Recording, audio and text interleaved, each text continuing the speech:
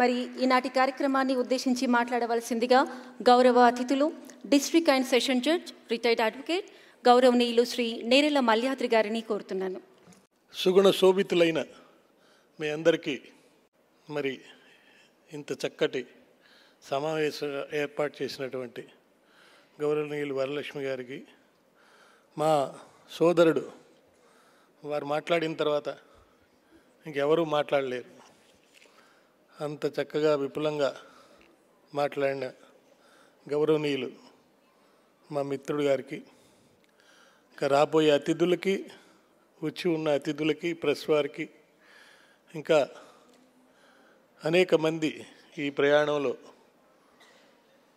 వాళ్ళ సంకల్పాలని జతచేసి హృదయాంతరాల్లో మనందరికీ ఆనందం పంచాలనేటువంటి సమావేశాన్ని ఏర్పాటు చేసిన వెనకున్న ప్రతి ఒక్కరికి, ముఖ్యంగా యాంకర్ ఎంతో చక్కగా మమ్మల్ని అందరినీ పరిచయం చేసింది, వారందరికీ ధన్యవాదాలు, కృతజ్ఞతలు, సుస్వాగతాలు, అభినందనలు అన్నీ. ఈరోజు ఇక్కడ జరుగుతుంది హృదయాల మేళ.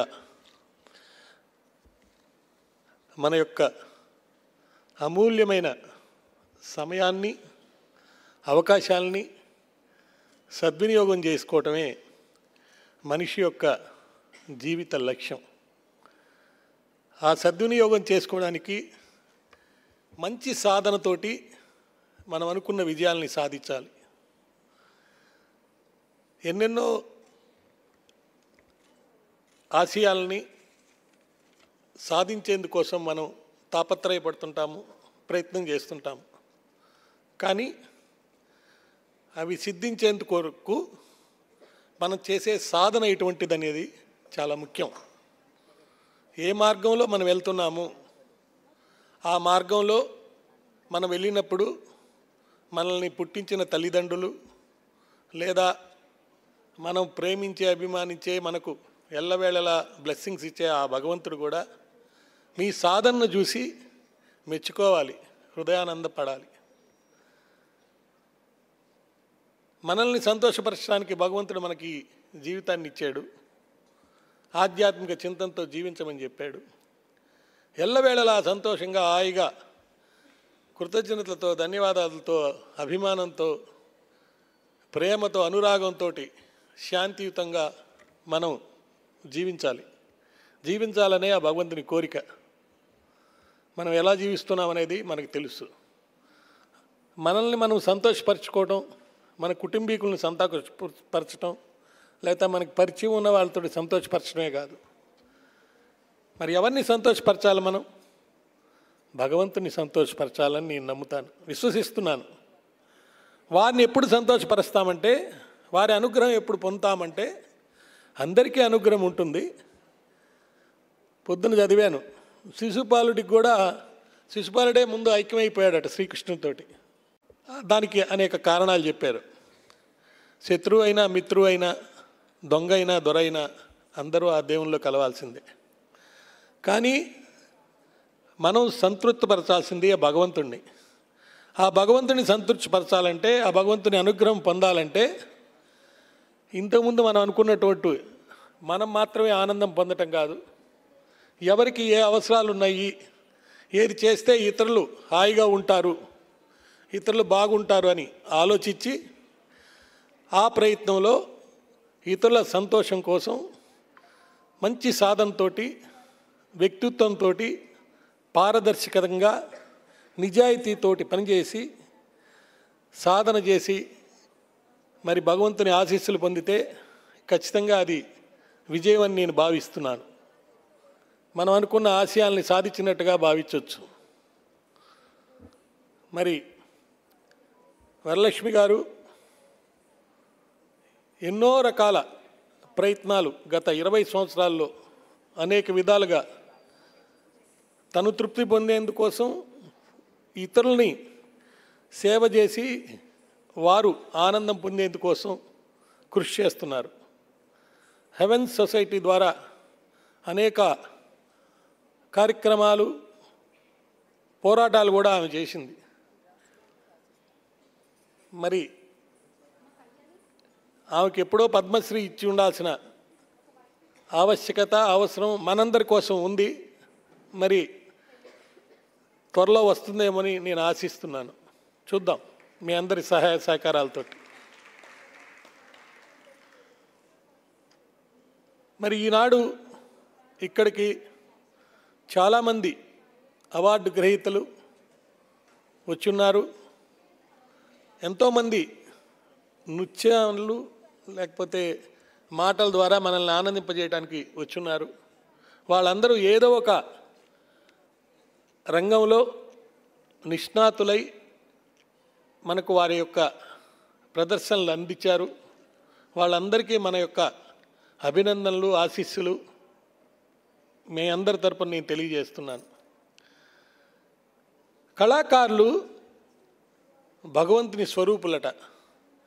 ఎందుకంటే వాళ్ళకి ఎన్నెన్ని కష్టాలు, ఎన్నెన్ని ఇబ్బందులు ఎన్ని ఉన్నా కూడా మరి అందరిలో ఆనందం, అందరి కోసం, అందరికీ ఆనందం వచ్చేదానికోసంగా వారి యొక్క అమూల్యమైన సమయాన్ని, అవకాశాన్ని మరియు అన్ని రకాల ప్రయత్నాలని చేసి ఆనందింపజేస్తుంటారు.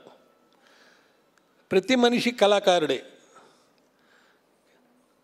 ఆ కళలో నైపుణ్యతని సాధిస్తూ సాధిస్తూ వారు చెప్పినట్టు SMI LES ఈరోజే విన్నాను, అది సార్ చెప్పింది.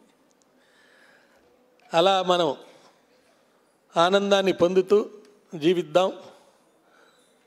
మరి ఈరోజు సమావేశానికి ఒక చక్కటి పర్పస్ అయితే ఉంది. జేడి లక్ష్మీనారాయణ గారు కూడా వస్తున్నారు, ఇప్పుడే నాకు చెప్పారు మేడము. జయప్రకాష్ నారాయణ గారు కూడా ఎవరికో బాగాలేనందువల్ల కొంచెం ఆలస్యంగా వస్తారని చెప్పారు. వస్తారని ఆశిస్తున్నాను.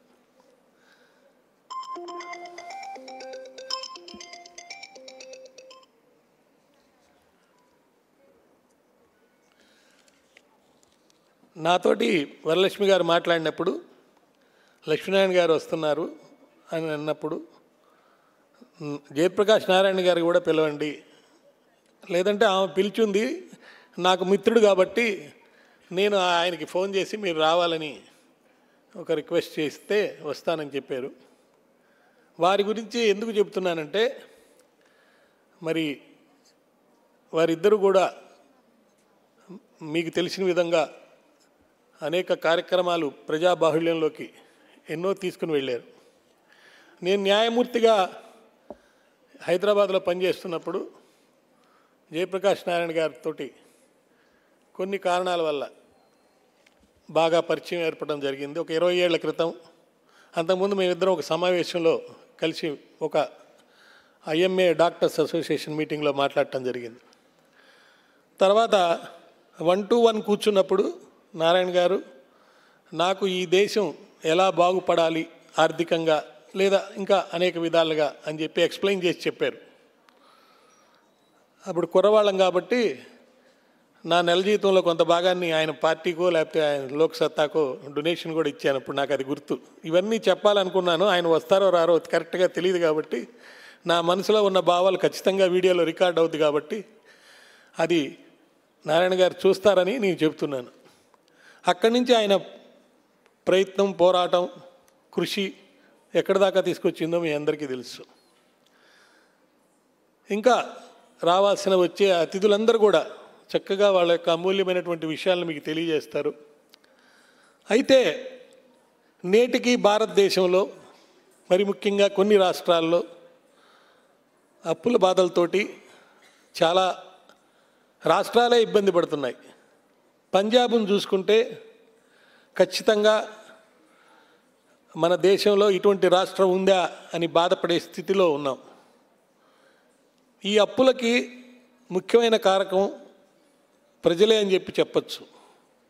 తాయిలాలు ఎంత ఇస్తే వాళ్ళకి మద్దతు ఇచ్చే ప్రస్తుతం ఉన్న వ్యవస్థ వల్ల ఎంతో అభివృద్ధి చెంది ఇంకా ముందుకు వెళ్ళాల్సిన మన దేశం అప్పుల బాధలో ఆ అప్పులు తీర్చుకోవడానికి మళ్ళీ అప్పులు చేస్తూ బాధపడిపోతున్నాం. మిత్రులారా, 2 మాటలు చెప్పి నేను ముగిస్తాను. ఒకటి, చైనా వాళ్ళు మరి ఇప్పుడు ఉన్న పరిస్థితుల్లో దేశంలో అంతర్జాతీయంగా ఉన్న ఇబ్బందులన్నీ చూసి ఒక పథకాన్ని ప్రవేశపెట్టారట. అదేంటంటే 100 రూపాయలు సంపాదిస్తే 90 రూపాయలు దాచిపెట్టమని. అదేంటి సార్, అప్పులు చేసి బతికే మనము మరి 10 రూపాయలతో ఎలా బతుకుతాము, 90 రూపాయలు ఎలా దాచిపెడతామంటే అనేక ప్రయత్నాలు వాళ్ళు చేస్తూ అందరి చేత చేపిస్తూ విజయాన్ని పొందుతున్నారట. అందువల్ల వాటి వివరాల గురించి ఇక్కడ నేను చెప్పేదానికంటే మీరు గూగుల్లో కూడా వెతుక్కోండి, తెలుస్తుంది. ఇప్పుడు మనం అందరం ఏకదాటిపై ఆర్థికంగా మనం క్రమశిక్షణతో మన జీవితాలని దిద్దుకోవాల్సిన ఆవశ్యకత ఉంది. దాంట్లో భాగంగానే అనేక కార్యక్రమాలు ఎన్ని చేసినా మనకు తృప్తి ఎంత వచ్చినా ఇంకా చేయాల్సిన పరిస్థితి ఉంది. మీరు ఆర్థికంగా నిలదొక్కుంటే మీ ఆరోగ్యం కూడా బాగుంటుంది. ఆరోగ్యం బాగుండాలన్నా ఆర్థికంగా మీరు ఉండాలన్నా కానీ ఒకే ఒక సూత్రం, స్కిల్ డెవలప్మెంట్. మీరు ఏ రంగంలో ఉన్నా, మీరు కారు నడిపే వాళ్ళైనా, మోటార్ నడిపే వాళ్ళైనా, నాలాగా మాటలు అమ్ముకునే వాళ్ళైనా, నన్ను మీరు ఛానల్స్ అన్నింటిలో చూస్తూ ఉంటారు, యూట్యూబ్ ఛానల్స్లో లేకపోతే మెయిన్ టీవీ ఛానల్స్లో. మేము మాటలు చెప్పి మాట్లాడి డబ్బులు సంపాదిస్తూ ఉంటాం, లాయర్గా కూడా. అంటే చక్కగా మాట్లాడగలిగిన వాళ్ళకు కూడా పెట్టుబడి లేకుండా డబ్బులు వచ్చే ఈ సమాజంలో మీలో ఉన్న నైపుణ్యతని మీరు ఎందుకు డెవలప్ చేయలేకపోతున్నారు, ఎందుకు గుర్తించలేకపోతున్నారు? దయవుంచి గుర్తించండి. ప్రతి ఒక్కరూ కార్యసాధకులే. వాళ్ళు అనుకున్న దాన్ని సాధించగల సత్తా, కృషి, పట్టుదల ఉన్నవాళ్లే. కాబట్టి తప్పకుండా మీలో ఉన్న నైపుణ్యతను మీరు గుర్తించి దాన్ని ఇంకా పెంపొందింపజేసుకోండి. ఆ పెంపొందింపజేసుకొని దాని ద్వారా మీ యొక్క అమూల్యమైనటువంటి విశిష్టమైన సంపదను పెంచుకోండి. సంపద అంటే కేవలం డబ్బుల్లోనే కాదు, ఆనంద సంపద, ఆరోగ్య సంపద, అత్యానంద సంపద. ఈ సంపదను పెంచుకుంటారని నేను ఆశిస్తున్నాను. దీనితో పాటు చివరిగా నాకంటే మీరందరూ విజ్ఞులు, బాగా చక్కగా చదువుకున్న వాళ్ళు, నేటి తరం యువతులు. మరి ఒకటి చెప్పాను, స్కిల్ డెవలప్మెంట్ చేసుకోమని. రెండో విషయం, దయవుంచి అప్పులు చెయ్యొద్దు. చేస్తారా, చేయరా? మాట్లాడటం లేదు. అప్పులు చెయ్యొద్దండి. ఒక్కవేళ మీరు ఎవరైనా అప్పు చేసి ఉంటే తిరిగి కట్టేయండి. అప్పుడు మీరు దేశభక్తులు. తిరిగి కట్టే ప్రయత్నంలో 100 రూపాయలకు 1 రూపాయి అయినా తిరిగి ఇవ్వండి. అట్లా ఇస్తూ మీ అప్పుని ఇక్కడే తీర్చేయండి. ఆర్థికంగా మీరు శక్తివంతులు అవుతారు. ఒకటి స్కిల్ డెవలప్మెంటు, 2 అప్పులు చేయకపోవటం, ఒకవేళ ఎవరన్నా అప్పులు చేసి ఉంటే తిరిగి కట్టేయటం. మరో 3వ విషయం ఉందండి, ఇది చెప్పేసి నేను ముగిస్తాను, ఇంకా చాలా కార్యక్రమం ఉంది. ఆ 3వ విషయం ఏంటంటే, మీరు కష్టపడి సంపాదించినటువంటి ప్రతి ఒక్క సంపద, అది పేరు ప్రఖ్యాతులు అయి ఉండొచ్చు లేదా ధనమై ఉండొచ్చు, చాలా జాగ్రత్తగా కాపాడుకోవాలి. ఎంత జాగ్రత్తగా అంటే మన ఇంట్లో వాళ్ళే, మన బంధువులే, మన స్నేహితులే, లేకపోతే చదువుకొని అంతర్జాలంలో మోసాలు చేసేవాళ్ళు, లేకపోతే బ్యాంకులు కూడా ఈరోజు మనల్ని దోచుకుంటున్నాయి, సెల్ ఫోన్లు మనల్ని దోచుకుంటున్నాయి. కాబట్టి జాగ్రత్తగా వహించి మీరు సముపార్జించినటువంటి ప్రతి ఒక్క సంపద, ప్రతి రూపాయి కూడా అతి జాగ్రత్తగా, అత్యంత రక్షణతోటి కాపాడుకోవాలి.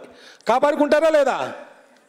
చెప్పడం లేదండి. ఉదయం ఈరోజు మీ సమావేశానికి రావాలంటే ఎంతో ప్రయత్నం చేసుకొని రావాలి. మీ అందరి కోసం వచ్చాం. ఇప్పుడు చెప్పండి, కాపాడుకుంటారా లేదా? ఎస్. ఈరోజు ఒక నిర్ణయం తీసుకున్నాం మనం. మన స్కిల్ డెవలప్ చేసుకోవడానికి అప్పులు తీర్చేస్తూ మనలో ఉన్నటువంటి దాగి ఉన్న అన్ని శక్తులతోటి సంపాదించినటువంటి మన డబ్బును మనం కాపాడుకుంటూ అత్యంత విలువైనటువంటి పేరు ప్రఖ్యాతులు సంపాదించుకొని మన లక్ష్మీకాంతం గారు చెప్పినట్టు, మన మేడం చేస్తున్నట్టు కార్యక్రమాలు జరిపించి ఇంకా ఇంకా ఇతరులకు ఆనందింపజేస్తారని ఆశిస్తూ, మరొక విషయం, మీ అందరికి కూడా మన లక్ష్మీకాంతం గారు గిఫ్ట్స్ ఇవ్వబోతున్నారు, వరలక్ష్మి గారు గిఫ్ట్స్ ఇవ్వబోతున్నారు. అదేంటంటే సెల్ ఫోన్ స్టాండ్. ఆ సెల్ ఫోన్ స్టాండ్ ప్రతి ఒక్కరికి ఇస్తున్నాం. అది ఎందుకు ఇస్తున్నామంటే, దయ ఉంచి సెల్ ఫోన్లను దూరంగా పెట్టుకోండి, అవసరమైనప్పుడు మాత్రమే వాడండి. మీ సమయం విలువైనది, మీ ఫోన్ విలువైంది కాదు. ఇంట్లో ఉన్న 3 రూముల్లో ఉండి సెల్ ఫోన్ల ద్వారా 8 సెల్ ఫోన్ల ద్వారా మాట్లాడుతూనే ఉన్నారు. దయ ఉంచి, ఇది కాదు మన సంస్కృతి, ఇది కాదు మన యొక్క సమగ్రమైనటువంటి రక్షణ. ఆనందం మనకు రక్షణ. అభిమానంతో హాయిగా ప్రతిరోజు సమయానికి, నిద్రపోయే సమయానికి అన్నీ దూరం చేసి మాట్లాడుకుంటూ, పాట పాడుకుంటూ, నా మిత్రుడు మన రాజేంద్ర ప్రసాద్ నేను కలిసి, సినిమా నటుడు, చాలా కాలం ప్రయాణం చేశాం. మేము కోరుకుంది ఏంటంటే, ప్రతిరోజు పడుకునే ముందల ఒక మంచి జోక్ మనకే చెప్పుకుంటూ, మనం ఆనందపడుతూ, అందరినీ ఆనందపరుస్తూ బతకాలని. అలా బతుకుతారు కదా, బతుకుతారని నేను ఆశిస్తున్నాను. ప్రతి ఒక్క సెకను చాలా విలువైంది. నాకు ఒక క్లయింట్ ఉన్నాడు, ఒక్క సెకండ్లో ₹1 కోటి సంపాదించాడు ఆయన. నాకు పరిచయం అయిన తర్వాత తెలిసింది సెకండ్ వాల్యూ ఎంతో. మీ సెకండ్ కూడా అంతే వాల్యూ అని గమనిస్తూ, జరగబోయే కార్యక్రమాల్లో మనం అందరం హృదయానందం పొందుతామని ఆశిస్తూ, సార్లాగా నేను మాట్లాడలేను అనర్గళంగా, కానీ నేను చెప్పింది కూడా మీకు అర్థమై ఉంటుందని ఆశిస్తూ, ఖచ్చితంగా కరతాళ ధ్వనులతోటి నాకు ముగింపు పలుకుతూ, మీరు ఆనందింపడతారని ఆశిస్తున్నాను. ధన్యవాదాలు. ధన్యవాదాలు సార్.